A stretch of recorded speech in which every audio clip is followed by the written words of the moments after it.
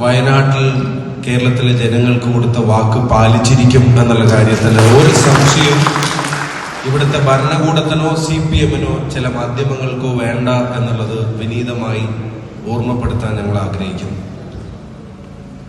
ഇപ്പൊ ഇത് ചില തീരുമാനങ്ങളും പ്രഖ്യാപിച്ച ഡേറ്റുകളൊക്കെ അങ്ങോട്ടും ഇങ്ങോട്ടും ഒന്ന് മാറിയപ്പോൾ ഇത് നടക്കാൻ പോകുന്നില്ല എന്നുള്ള ആഹ്ലാദത്തിൽ വലിയ രീതിയിലുള്ള എതിർ പ്രചരണങ്ങൾ നടത്തിയ ആളുകളാണ്.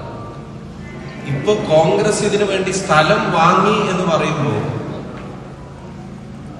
ഈ ജനങ്ങൾക്ക്, ഈ ദുരന്തം ഏറ്റുവാങ്ങേണ്ടി വന്ന ജനതക്ക് അവർക്ക് വേണ്ടി നിർമ്മിച്ചു കൊടുക്കേണ്ട വീടുകൾ വെക്കാൻ ഭൂമി വാങ്ങി എന്ന് പറയുമ്പോ അപ്പൊ എന്തിനാ CPM-ഉം കൈരളിയും ദേശാഭിമാനിയും ഇത്രയും അസ്വസ്ഥരാവുന്നത് എന്നുള്ളത് എത്ര ആലോചിച്ചിട്ടും മനസ്സിലാവുന്നില്ല. അപ്പൊ ഇത് ആരംഭിക്കുന്നതിന് മുമ്പ്, ഇതിന്റെ പ്രഖ്യാപനങ്ങൾ നടത്തുന്നതിന്റെ മുമ്പ് വലിയ ട്രോളുകളും പ്രചരണങ്ങളൊക്കെ നടത്തിയിരുന്ന ആളുകൾ ഇതിനു വേണ്ടി ഭൂമി കോൺഗ്രസ് രജിസ്റ്റർ ചെയ്തു എന്നറിയുമ്പോൾ അതിന്റെ ചൂട് CPM-ന് തട്ടുകയാണ്, ദേശാഭിമാനിക്ക് തട്ടുക, കൈരളിക്ക് തട്ടുക. അപ്പൊ പിന്നെ ആ സ്ഥലത്ത് ആന വരുന്നുണ്ടോ, പുലി വരുന്നുണ്ടോ, പൂച്ച വരുന്നുണ്ടോ എന്നൊക്കെ അന്വേഷിക്കുക.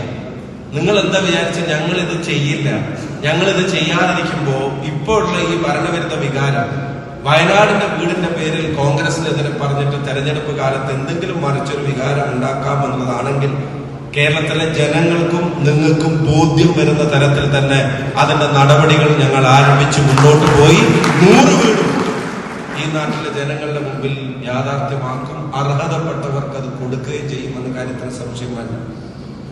പിന്നെ വയനാട് ഭൂമിയുമായി ബന്ധപ്പെട്ട പ്രയാസങ്ങൾ, അത് ഇപ്പോഴത്തെ ഭരണ നേതൃത്വത്തിന് വയനാട്ടിലെ ഭൂമിയിൽ വന്യമൃഗശല്യത്തിന്റെ പ്രയാസങ്ങൾ ഇവിടുത്തെ ഭരണ നേതൃത്വത്തിന് മനസ്സിലായത് കോൺഗ്രസ് വീട് വെക്കാൻ ഭൂമി വാങ്ങിയപ്പോഴാണ്. അല്ലാത്തപ്പോ ആനയുടെയും പുലിയുടെയും കടുവയുടെയും ശല്യത്തിന്റെ ബുദ്ധിമുട്ട് ഈ 10 വർഷക്കാലം മനസ്സിലാവാത്തവർ ഇപ്പോഴെങ്കിലും അത് മനസ്സിലാക്കി സംസാരിക്കുന്നതിൽ ഞങ്ങൾക്ക് സന്തോഷമുണ്ട്.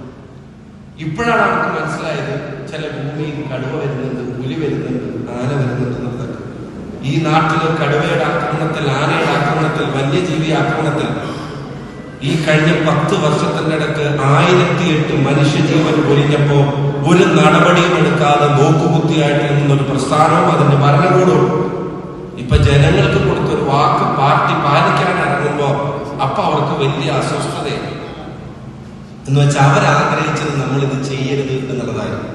പക്ഷെ നമ്മളത് ചെയ്യും എന്നുള്ള കാര്യത്തിന്റെ ദൃഢമായ ചുവടുകളാണ് നമ്മൾ മുന്നോട്ട് വെക്കുന്നത്. ഞങ്ങൾ ഈ യോഗം കഴിഞ്ഞാൽ പറ്റുകയാണെങ്കിൽ DCC പ്രസിഡന്റും MLA, KPC ജനറൽ സെക്രട്ടറി, MLA-മാർ, നേതാക്കന്മാരെല്ലാവരും ഉണ്ട്. പറ്റുകയാണെങ്കിൽ ആ സ്ഥലം നമ്മളൊന്ന് പോയി കാണണം എന്ന് ആഗ്രഹിക്കുന്നുണ്ട്.